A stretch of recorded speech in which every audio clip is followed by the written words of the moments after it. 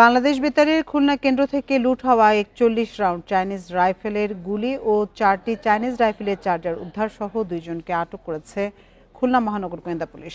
মঙ্গলবার রাতে শেরেবাংলা রোডের লায়ন্স স্কুল অ্যান্ড কলেজের সামনে থেকে তাদের আটক করা হয়। পুলিশ জানায়, কেএমপি মিডিয়া সেলের পাঠানো তথ্যের ভিত্তিতে রাতে শেরেবাংলা রোডে অভিযান চালিয়ে গ্রেপ্তার করা হয় হাসানুর রহমান রাহুল ও শাহরিয়ার রহমান সম্রাট নামে দুজনকে।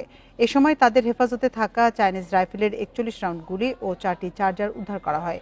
এই ঘটনায় সোনারাঙ্গা মডেল থানায় অস্ত্র আইনে মামলা দায়ের হয়েছে। প্রাথমিক জিজ্ঞাসাবাদে গ্রেপ্তারকৃতরা স্বীকার করে সরকারের পতনের সময় খুলনা বেতার কেন্দ্র থেকে তারা এসব গুলি লুণ্ঠন করে, পরে সেগুলো বিক্রির উদ্দেশ্যে নিজেদের হেফাজতে রাখে। অস্ত্র গোলাবারুদ লুণ্ঠনের ঘটনায় জড়িত অন্য আসামিদের শনাক্ত ও গ্রেপ্তারে অভিযান অব্যাহত আছে বলে জানিয়েছে পুলিশ।